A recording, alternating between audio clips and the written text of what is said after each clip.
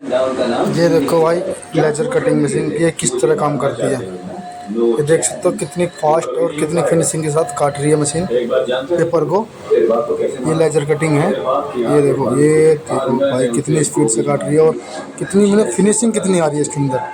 देखना चाहिए फिनिशिंग कितनी बड़ी तरह आ रही है इसमें भाई।